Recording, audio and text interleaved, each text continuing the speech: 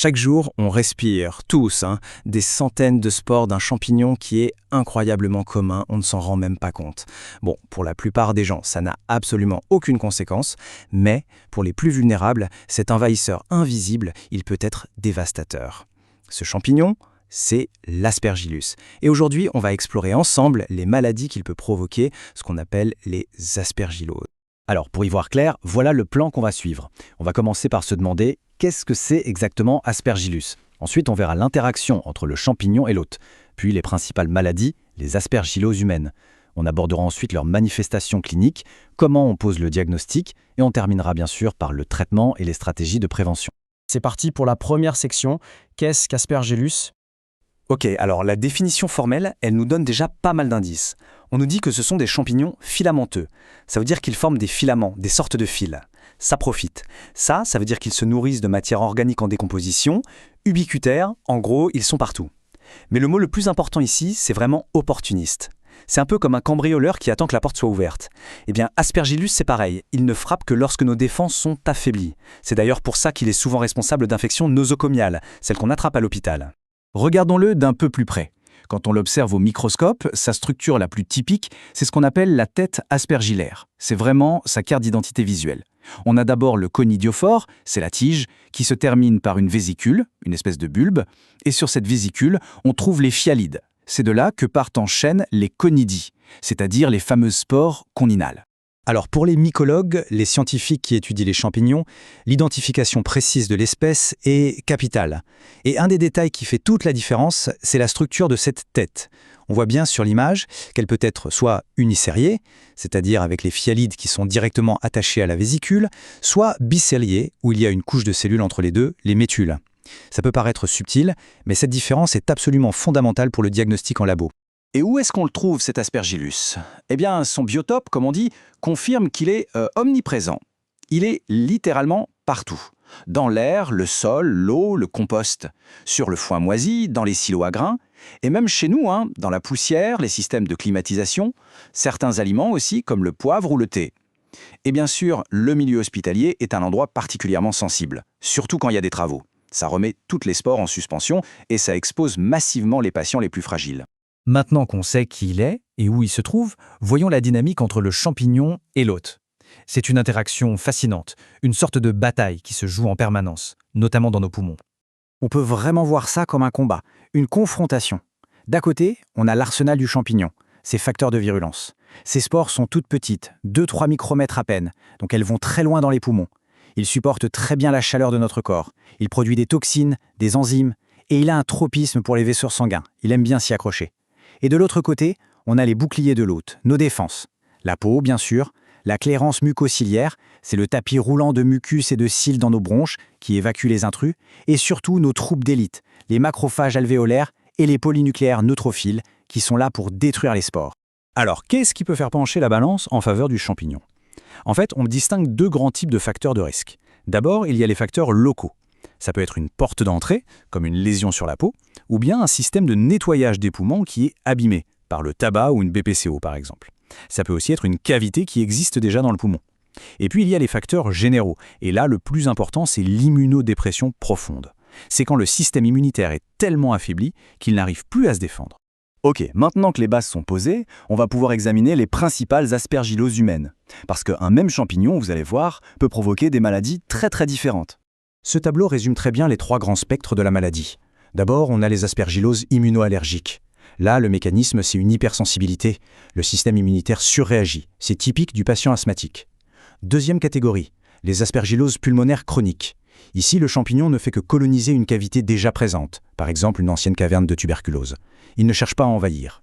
Et enfin, le troisième scénario, le plus grave, l'aspergillose pulmonaire invasive. Là, c'est une véritable invasion des tissus, des vaisseaux. Ça n'arrive que chez le patient qui est sévèrement immunodéprimé. Voyons maintenant plus en détail les manifestations cliniques de ces différentes aspergilloses. Le cas de l'aspergillome, par exemple, est très caractéristique. Qu'est-ce que c'est ? C'est une masse, une boule de filaments de champignons qui pousse dans une cavité. Souvent, ce qui alerte, c'est l'hémoptysie, quand le patient crache du sang. Mais le signe radiologique, lui, est vraiment iconique. C'est l'image en grelot. On voit littéralement sur la radio une balle fongique qui bouge à l'intérieur de la cavité. C'est très très évocateur. Alors ça, cette phrase, elle est à connaître par cœur. C'est une véritable règle d'or en infectiologie. C'est un signal d'alarme majeur. En clair, ça veut dire que si on a un patient immunodéprimé qui a de la fièvre, qu'on lui donne des antibiotiques à large spectre et que la fièvre ne baisse pas au bout de 48 heures, le premier réflexe, ça doit être de penser à une aspergillose pulmonaire invasive. C'est une véritable urgence à la fois pour le diagnostic et pour le traitement. Et il faut savoir que ça ne s'arrête pas aux poumons. L'aspergillus peut infecter bien d'autres sites. On peut avoir des sinusites aspergillaires, des aspergilloses cutanées, par exemple chez les grands brûlés, des otomycoses, c'est une infection de l'oreille, ou même des kératites, une infection de l'œil après un traumatisme. Et dans les formes les plus graves, les formes disséminées, le champignon peut voyager via le sang et atteindre des organes profonds comme le cerveau, les os ou les reins. Ok, comment fait-on le diagnostic de ces infections fongiques ? C'est une question cruciale, parce que le processus est loin d'être simple. Et on arrive là à la grande question, au défi majeur du diagnostic.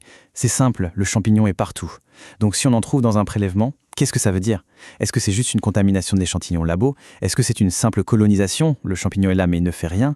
Ou est-ce que c'est une vraie infection qui est la cause de la maladie? Absolument toute l'interprétation des résultats dépend de cette distinction. Le parcours diagnostique, c'est une vraie enquête, en 4 étapes. Étape 1.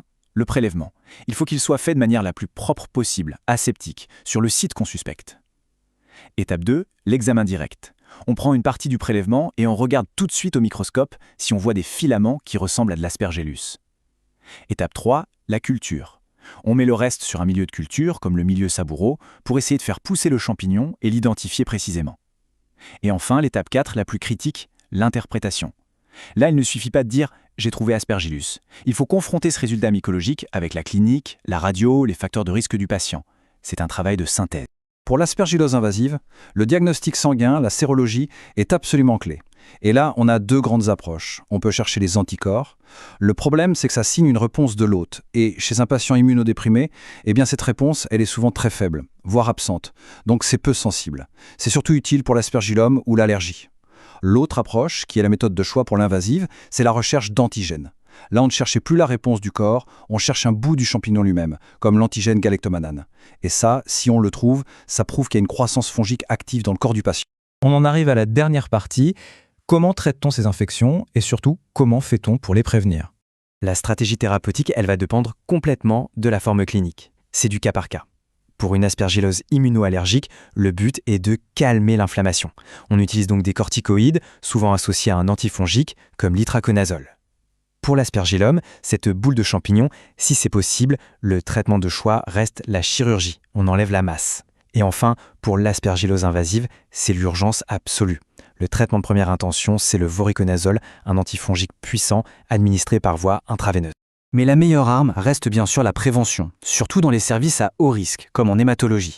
Ça passe par tout un tas de mesures. D'abord, contrôler l'environnement, on va filtrer l'air avec des filtres EPA, on va faire un bio-nettoyage hyper rigoureux, et surtout on va cloisonner les zones de travaux pour éviter la dispersion des spores. Ensuite, il y a la surveillance des patients eux-mêmes, on les suit de près avec des scanners, des dosages de galactomannan, et enfin, pour les plus à risque, on peut même mettre en place une chimioprophylaxie, c'est-à-dire donner un antifongique en préventif avant même qu'il y ait une infection. Tout ça nous amène à une réflexion finale, une question de fond. Face à un champignon qui est absolument partout, omniprésent, est-ce que la prévention n'est pas, au final, notre seule véritable arme?